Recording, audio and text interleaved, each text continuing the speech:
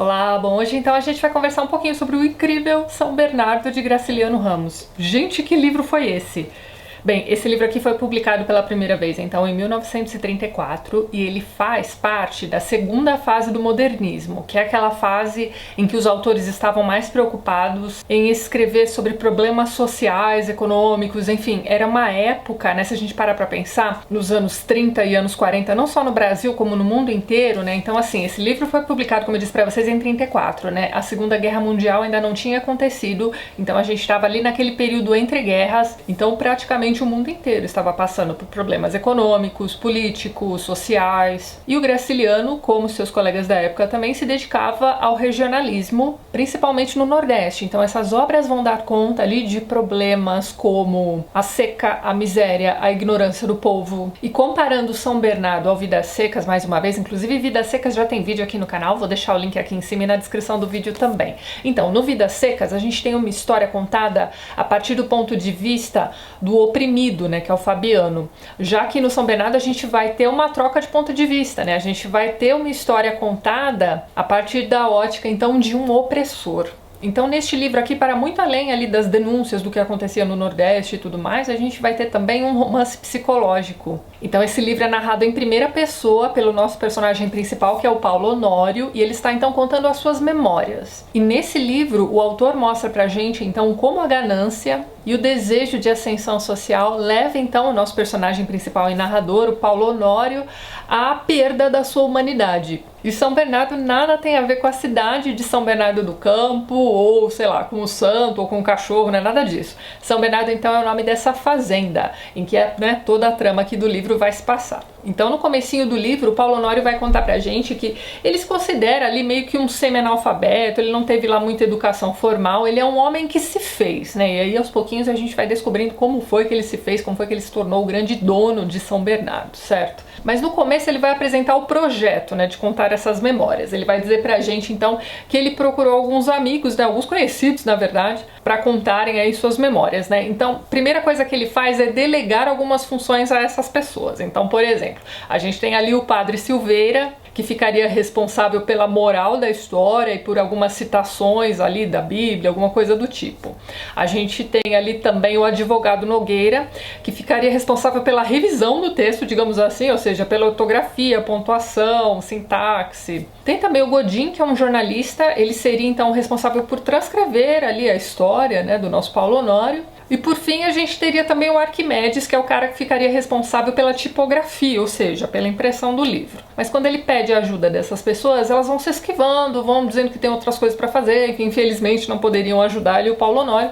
O único que aceita trabalhar com ele é o Godin. Então ele vai lá, escreve ali 1 ou 2 capítulos, mostra pro Paulo Honório e o Paulo Honório descarta aquilo logo de cara. Por quê? Porque, como eu disse para vocês, o Paulo Honório é um homem que não estudou. Ele mesmo se considera uma pessoa bastante ignorante no que diz respeito aí à literatura e coisas do tipo. As únicas coisas que ele lia lá malemaram algumas partes do jornal.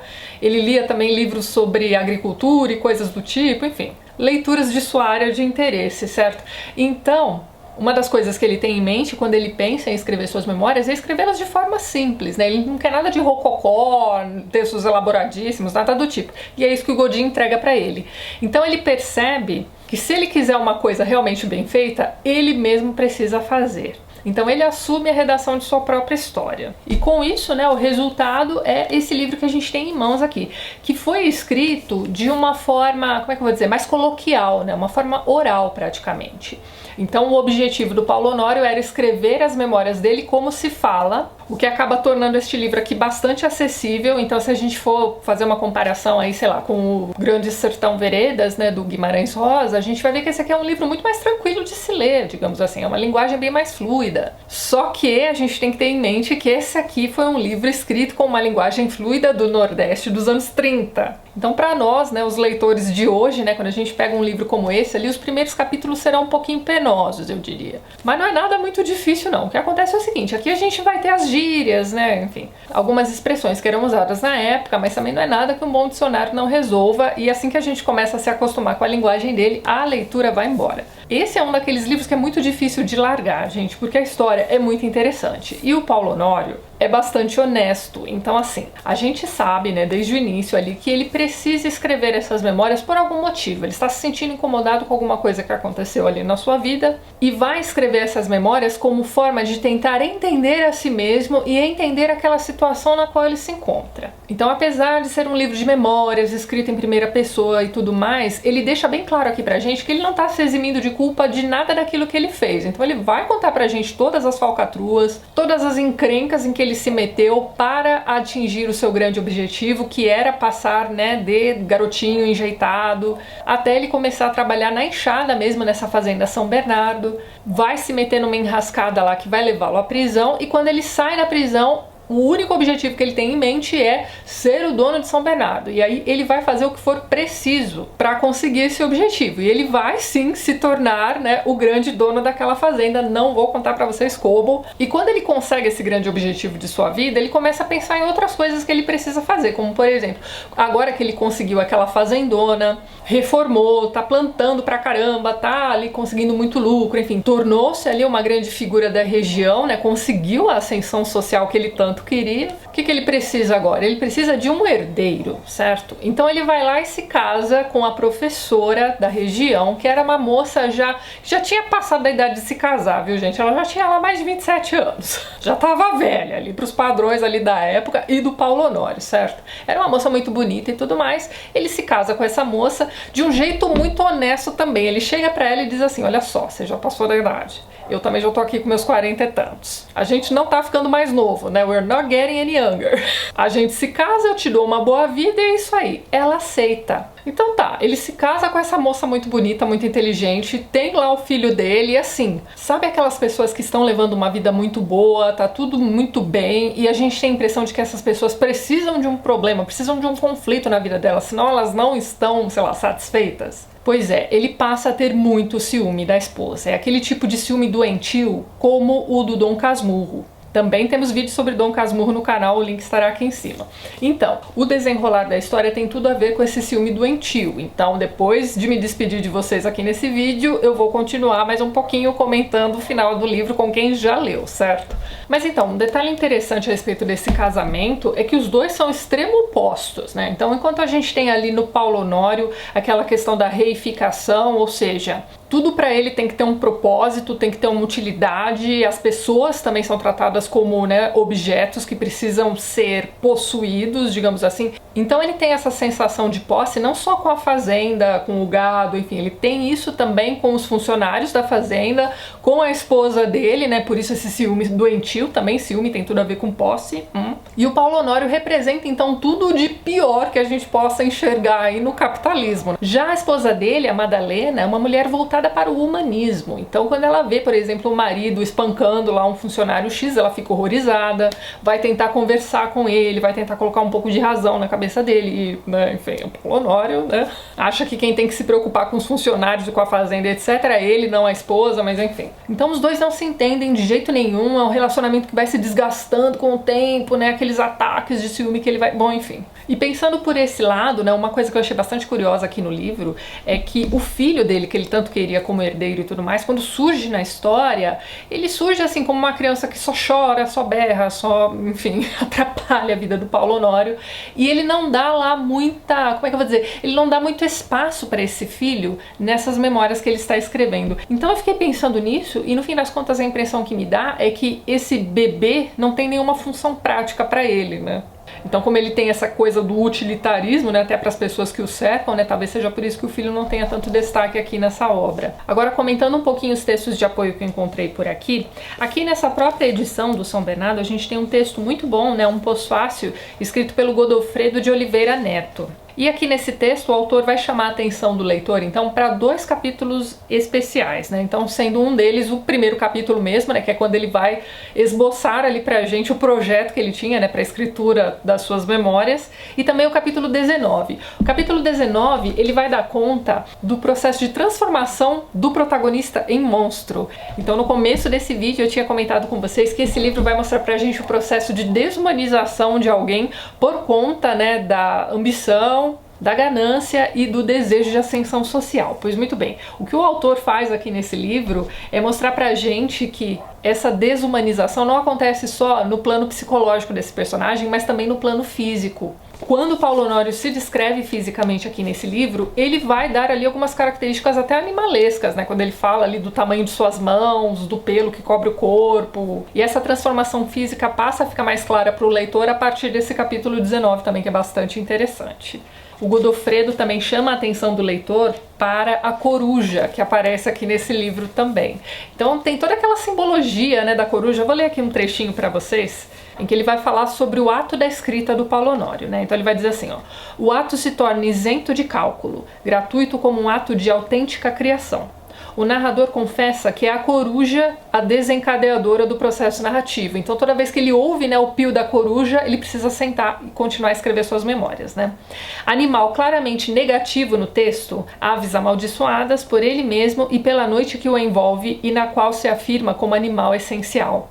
Então tem toda uma superstição regional mesmo, né, com relação às corujas, de que elas seriam então um prenúncio de morte. Mas a gente tem aquela simbologia da antiguidade que vai dizer que as corujas, na verdade, são símbolo de inteligência, de sabedoria. Então essas duas facetas da coruja aparecem aqui em São Bernardo. É bastante interessante de se acompanhar também.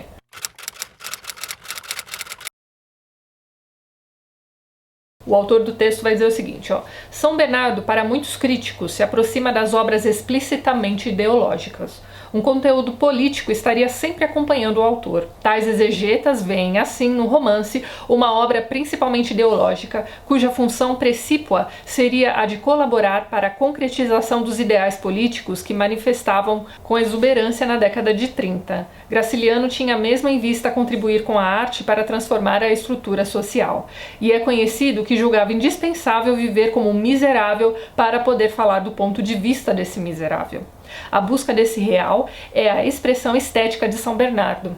Através da arte, aproximar-se do real, com a certeza de que tal verdade jamais será atingida na sua essência. O grito de cunho social de que São Bernardo é portador se faz dentro dessa limitação. Texto excelente, gente, então quem tiver essa edição aqui não deixe de lê-lo. Outro livro que eu encontrei aqui em casa que vai falar um pouquinho sobre São Bernardo também é esse aqui, ó, Tese e Antítese, do Antônio Cândido.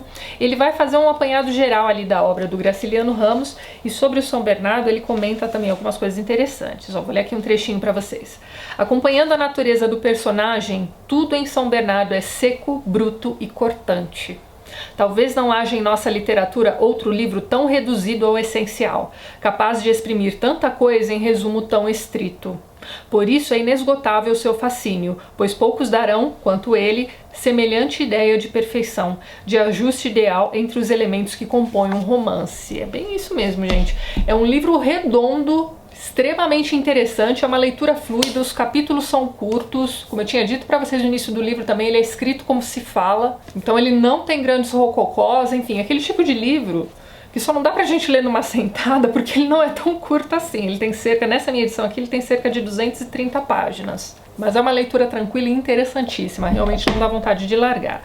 Outro texto que eu usei como leitura de apoio foi um texto que foi me enviado pela autora dele, que é então a Carla Malaquias. Carla, muito obrigada. Ela me enviou um artigo que ela escreveu para a aula de crítica literária, né? Então o título se chama O Discurso de Paulo Honório em São Bernardo, de Graciliano Ramos. Eu destaquei alguns trechinhos aqui do texto dela para ler para vocês. Então na segunda página ela vai dizer o seguinte, ó: a exposição do dilema entre escrever versus não conseguir escrever, que perpassa todo o segundo capítulo, cria uma conexão imediata entre quem lê e o narrador, olha só isso, propiciando um clima de cumplicidade entre os dois. Afinal, ele, Paulo Honório, de quem nada ou muito pouco se sabe até este momento, partilha suas angústias sem meias palavras, sem as máscaras que temia usar. Então ele achava que, né, colocando aquele monte de rococó no texto, né, como Gondim gostaria de fazer, ele não teria ali a clareza, ele não conseguiria expressar diretamente aquilo que ele gostaria de contar em suas memórias, né?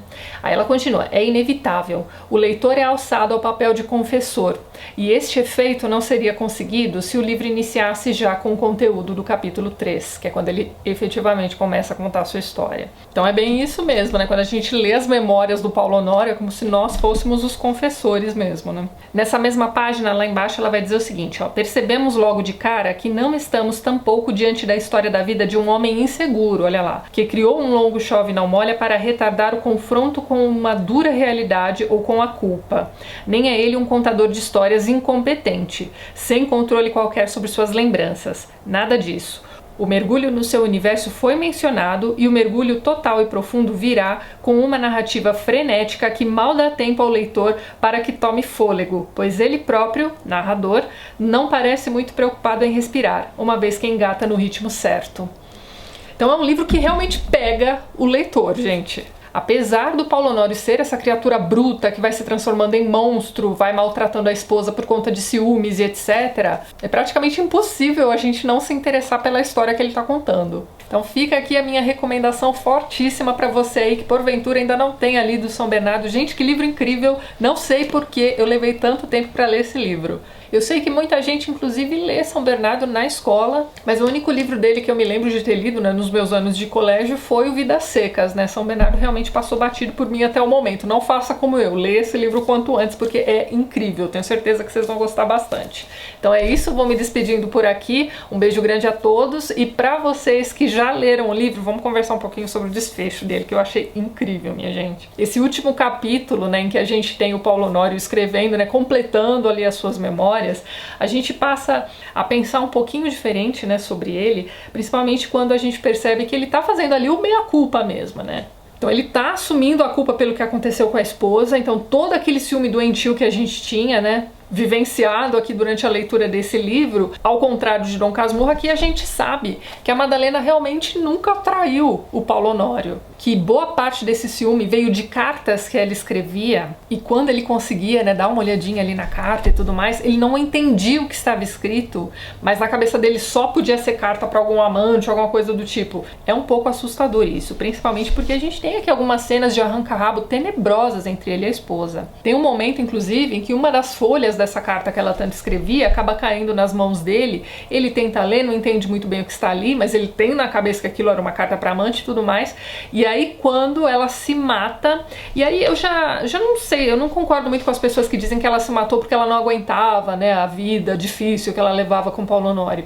Eu tenho para mim que ela morre, né, na verdade ela se mata, por conta das fortes dores de estômago que ela tinha. Não sei se ela tinha uma úlcera, um câncer, alguma coisa do tipo, mas principalmente depois do nascimento da criança, ela passa ali diversos momentos, né, encurvada na cama, né, chorando de dor. Então eu tenho sérias dúvidas se ela se matou realmente por conta dos maus tratos ali do marido, né, enfim, por causa de ciúme e tudo mais. Mas fato é que ela se mata, e aí quando ele vai finalmente, né, dar uma olhada ali na carta que ela estava escrevendo, ele descobre que aquela carta era pra ele. Então ela não tinha amante coisa nenhuma, inclusive na noite anterior, né, ao suicídio, ela passa horas e horas conversando com ele, tentando fazê-lo mudar de ideia, né? Entender que a vida não é para ser vivida daquele jeito. E para consertar o casamento, a única coisa que ele consegue pensar é: vamos fazer uma viagem, vamos pro Rio de Janeiro, vamos para São Paulo. Então assim, até mesmo nesse momento em que ele está ali fazendo as pazes com a esposa, ele tá pensando em alguma coisa material, né? Não, vou levá-la para fazer compras no Rio de Janeiro. Tá ótimo. E depois da morte da esposa, né, que era a única figura humana ali daquela fazenda, os funcionários começam então a abandonar o Paulo Honório, mesmo sem ter nenhum emprego em vista, nada do tipo, eles só querem sair dali. E aí ele se vê completamente sozinho escrevendo essas memórias.